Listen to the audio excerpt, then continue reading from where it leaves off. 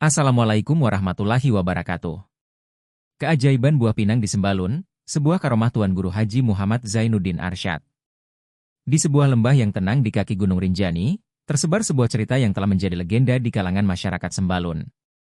Cerita ini merupakan kesaksian nyata dari penjaga Puri Rinjani nenek dari pemilik Pairdiu Sembalun dikisahkan oleh Kepala Madrasah Sanawiyah Marakit Talimat Sembalun Akmaluddin, penjaga Puri Rinjani nenek dari pemilik Pairdiu Sembalun, menceritakan tentang karomah Tuan Guru Haji Muhammad Zainuddin Arsyad, ulama yang penuh dengan hikmah dan karunia Allah.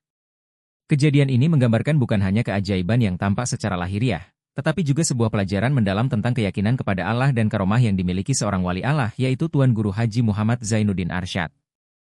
Kisah ini bermula pada suatu sore yang tenang, ketika Tuan Guru Haji Muhammad Zainuddin Arsyad mengunjungi daerah Sembalun, sebuah tempat yang dikenal dengan alamnya yang subur dan keindahannya yang memikat. Tuan Guru, yang selalu menjadi sosok dihormati dimanapun beliau berada, diterima dengan penuh hormat oleh masyarakat setempat. Salah satu keluarga yang bertugas menjaga Puri Rinjani, keluarga yang memiliki ikatan kuat dengan adat dan tradisi leluhur, turut menyambut beliau dengan penuh kekaguman dan rasa hormat. Mereka merasa sangat beruntung mendapat kunjungan seorang ulama besar yang dikenal luas di seluruh Lombok. Pada hari itu, Tuan Guru tiba-tiba teringat akan kebiasaan lamanya, yakni nyirih dalam bahasa Sasak disebut mama. Dalam tradisi Sasak, nyirih atau mama adalah kebiasaan mengunyah campuran daun sirih, kapur, dan buah pinang. Kebiasaan ini tidak hanya menjadi bagian dari budaya masyarakat, tetapi juga sarana bagi mereka untuk berkumpul, berbincang, dan menghabiskan waktu dalam kebersamaan. Tuan Guru, yang merindukan kebiasaan ini, kemudian meminta seorang nenek, penjaga Puri Rinjani yang juga memiliki hubungan erat dengan keluarga pemilik Pairdiu di Sembalun, untuk mencarikan buah pinang yang menjadi salah satu bahan utama untuk nyirih. Tugas yang tampak mustahil. Dengan penuh kesetiaan dan kerendahan hati, nenek itu segera melangkah menuju kebun-kebun pinang yang tersebar di sekitar Sembalun. Pohon pinang telah menjadi bagian dari lanskap Sembalun yang subur, dan nenek itu sangat mengenal setiap sudut kebun tersebut. Namun, hari itu tampaknya ada hal yang berbeda. Setelah berkeliling dari satu pohon ke pohon lainnya, ia tidak menemukan satu pun buah pinang yang siap dipetik. Semua pohon tampak tidak berbuah. Ia pun mulai merasa bingung, namun tidak ingin mengecewakan Tuan Guru.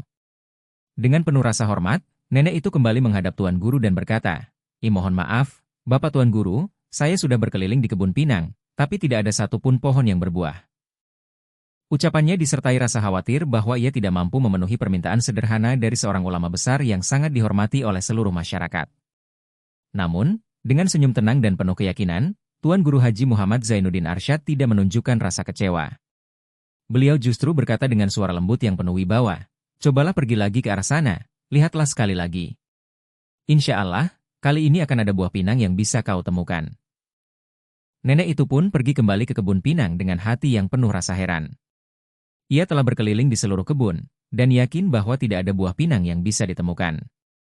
Namun, atas perintah Tuan Guru, ia menuruti dengan taat. Setibanya di kebun, ia kembali memeriksa setiap pohon, namun hasilnya tetap sama atau nihil.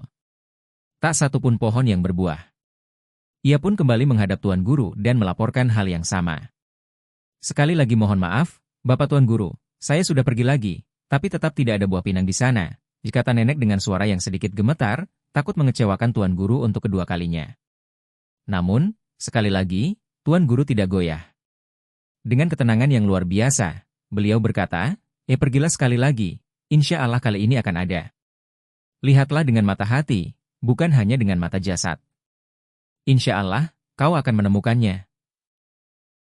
Keajaiban yang terjadi.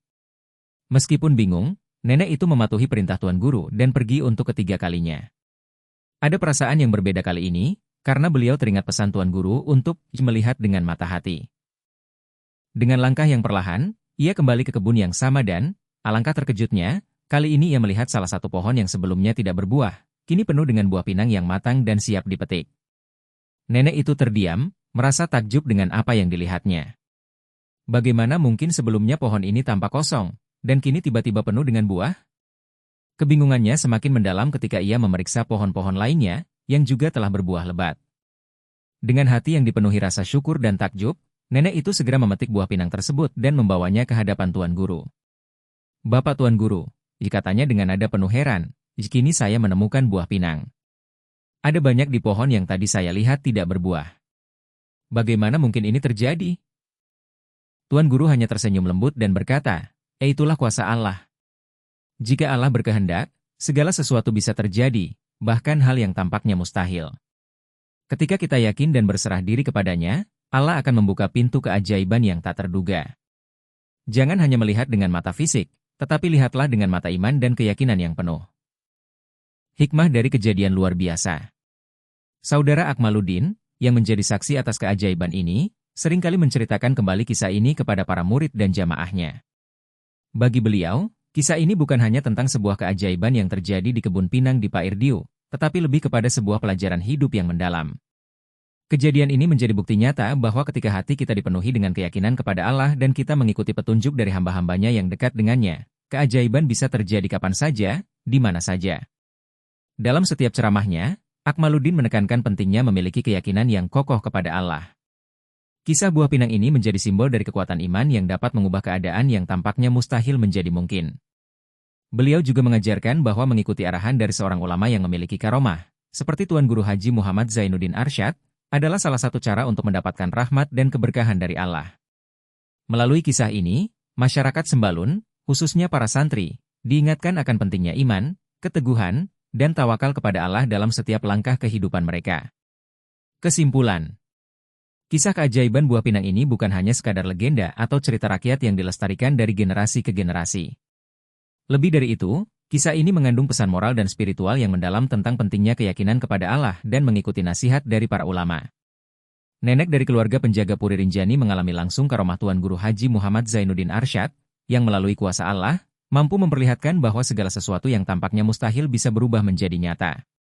Melalui karomah ini, kita diingatkan bahwa keajaiban adalah bagian dari kekuasaan Allah yang tidak terbatas.